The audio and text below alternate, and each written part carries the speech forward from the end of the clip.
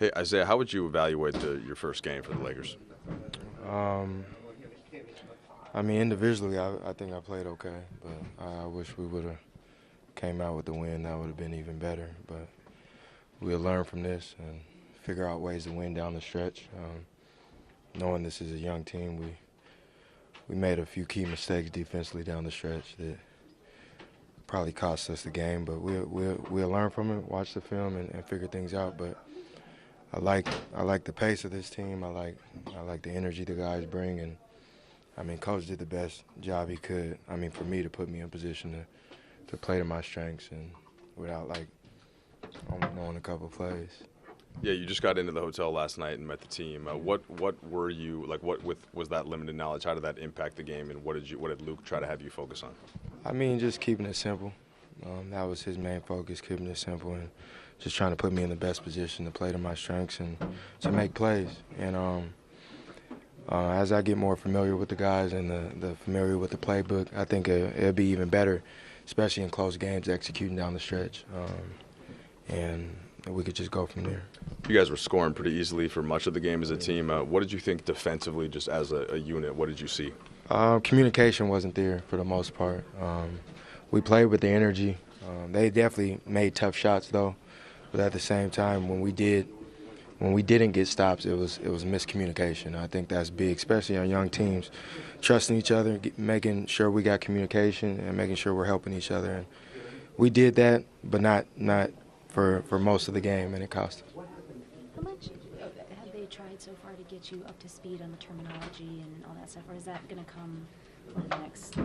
I mean, that will come. I mean, they tried a little bit in practice, but I mean, shoot around, and then they put plays on my iPad. So all last night I was trying to study the playbook and figure out what they do offensively and defensively. But I mean, I've been in this position before with the Celtics where I got traded and I had to play the next day. So it's going to take a little bit of time, but I got to do my job of studying what we're doing here, and then I know Coach is going to put me in position to be the best I can be in this system. Did that kind of show at the end there in the last couple of minutes because, they're not able to really run plays for you and you're getting in the paint, there's nowhere to go? Is that kind of a byproduct of not really having any plays? I mean, a little bit. I think I had one key turnover where, like, I might have jumped in the air. I don't know where guys are. And that's just getting familiar with each other. I think while we're playing more, practicing more, that will come easier. But at the same time, I mean, it's tough just putting a new guy out there. And, I mean, I don't really know any plays. So we couldn't execute like probably in the previous games that he's played in. I mean, that this team has played in. So we'll learn from this and we'll build on it and we'll be better. You surprised to play that many minutes? Nah, I could play in this league. I'm glad he gave me the opportunity, but I told him I have no restrictions. I'm able to play, and he gave me the opportunity. Isaiah, that slow grind is your model, but it's also your lifestyle. What does it mean to you when you see people reach out to you and know that that's their motivation as well?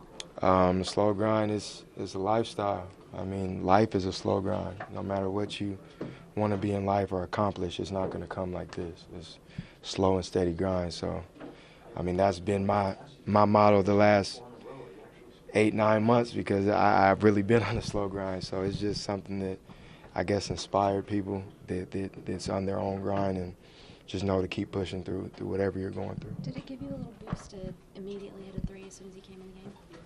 I mean, a little bit. I just wanted to come in with energy. I just wanted to bring something to the table. Felt like I got my powers back playing on this team now. So I just wanted to bring that energy, bring that intensity, and make plays. And then the ball happened to go in. Any early impressions of, I guess any teammates in specific, just the guys that you think you could kind of work with, and just even though it was just one night a game? I mean, not really. All these guys is talented, man. I watch from afar, like when I wasn't on the team. Brandon Ingram, Kuzma, Julius Randle always been a tough cover. The list goes on. I like playing with Lopez. I think I can help him out a lot. I mean, I think when it comes to the mental side of things, he gets on himself a lot. And I just tell him to keep pushing, man. You're a big part of this team, and we need you. So a lot of young talent, and I'm excited to be a part of this. Last two questions. What do you focus most on as you're getting on the plane, going back to L.A., figure out a place to stay, like all that. What's did you pack a bag? Like, how's that? I mean, I packed a bag. I'm gonna be in a hotel for a while. I mean, like I said, I've been in this situation before when I got traded in the middle of the season to Boston. So I'm just trying to get my family situated, get them out of Cleveland, and then we'll figure out everything else. In your time in the league, outside of the basketball court, you made it a point to get involved in the communities that you're in. Why is that so important to you? My parents, I was raised that way. At a young age, I was always taught to give back when I had something, give to others. And I told myself when I was successful at anything in life that I wanted the communities I was a part of, I wanted to be in the community, not just a basketball player. I wanted to show my face and show the kids and the community that I'm just like them. Luke, what do you think happened with the defense tonight? We stopped communicating. It was I'm not sure why, but it was simple. Things we've been doing really well, things we've done all year long, we stopped doing tonight. So it's unfortunate. Had a good chance tonight, let it get away. Give them credit, they played well, they hit a lot of shots. But we got to get back, get home and get back to work. Offense kind of kept you in it, and you took that lead with that fourth quarter run. What did you think of the stretch time play, even the defense then? Was there anything you were trying to get done on that end to try to reestablish the defense? On the defensive end? Yeah, we were trying to get stops. Guys were switching out without calling switching. So then we had two going to the ball. Then occasionally we did get a stop, and we'd give up an offensive rebound to one guy. They had smaller lineups out there, one guy running in. So we didn't do enough to – it's hard to win NBA games, I always say, and we didn't do enough to deserve a win tonight on the defensive end of the court. What did you make of Thomas's debut overall, and how do you think tonight was indicative of how you might use him moving forward? It was good. He brings another dimension to what we have. When he's able to control pick and rolls like that and get people shots. Obviously, we couldn't run a ton of stuff because he's been with us for one day. But he was good. You could see his competitive spirit come out a little bit. He was scrapping, knocking down shots. So, overall, he had a good night. Can you still switch 1 through 5 the way you want to defensively with just the personnel switches with Thomas coming in? We'll see. Tonight he did as good as anyone on it. We didn't really know what to expect, but he was scrap when we did switch with him. He I'll check the tape and check the numbers on what it was, but he seemed to have some success for the most part when he was switching and fighting bigger players. Do you think the personnel changes might have had something to do with the defensive communication? It should not have. I mean, it's as simple as calling a switch. I mean, we have words for it, but whatever our words, it's that simple. And a lot of times it was guys that have been here all year. I mean, Channing didn't play tonight, so he was the only one out there, and he wasn't out there all game. So a lot of times it was just our own guys that were just not communicating, and then once we did, we didn't do a good job of individually defending our man. They were driving, kicking us all night, and frustrating. But we did some good things on offense, so we'll break down the tape and learn from it and get back after it. Julius, offensively, everything seemed to click. You guys put up basically 130 points. What happened on the defensive end? We didn't get stops, lack of communication. I think it's pretty much like communication. We didn't just talk about our switches and stuff like that. We were in scramble mode the whole night, and we didn't do enough consistently. You had almost a triple-double. Why do you think the offense worked as well as it did tonight? Offense wasn't a problem. We can put up points. Talented players. It's defensive end. You had a new player, Isaiah, and he played a lot of minutes, played great on offense. Was that part of the defensive adjustment, getting used to playing with someone new? Nah, man, it's not on IT. It's on all of us. We all didn't bring it on the defensive end, and I started with me and Josh, I think. We didn't talk out, some communications on reds.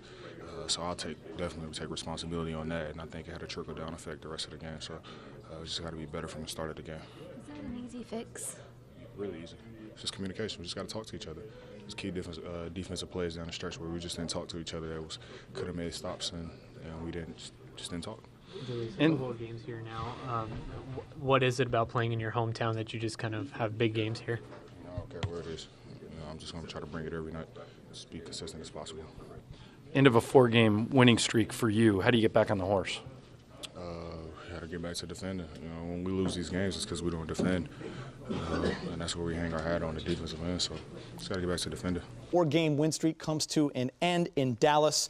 The Mavs' bottom line guys were better down the stretch. Lakers had a 1-point lead with 4 minutes and 47 seconds left and pretty much fell apart from there. Gave up 130 points to the Mavs, who were on fire.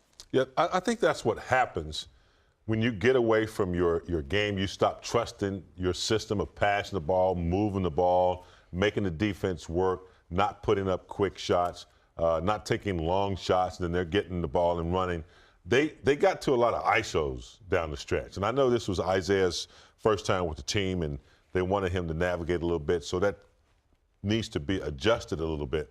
But I thought the reason that they lost is because it was an offensive duel. And Dallas won that. They won that offensive thing, and nobody was playing defense down the stretch. Yeah. 17 turnovers by the Lakers. They gave up 29 points off of those turnovers. That didn't help at all so either. sloppy with the ball as well. It's pretty sloppy down the stretch. And it doesn't help when you don't box out or do the little things that it takes. You gave up a lot of points in the paint to this team to allow them to get second and third shots down the stretch.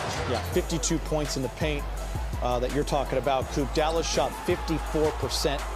They scored at least 30 points in every quarter. And the Dallas bench, I mean, a bunch of guys that you really didn't think were going to hurt you, they had 50 points, Coop. Yeah, and you know what? These guys came off, not necessarily played efficiently, they just played hard. And when you play hard, sometimes good things happen for you.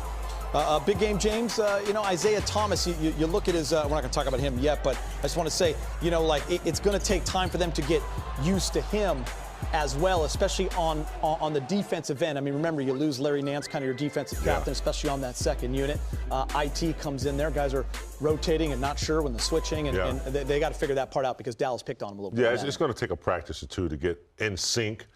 Sometimes just one player out of sync, if he's new, hadn't been used to the defense, can crack down the whole defense. He's small. Isaiah's small, so when you're switching like that, you got to be careful now. He's not Lonzo Ball. He's not 6'6", or he's not, Clarkson, who's like 6'6", big.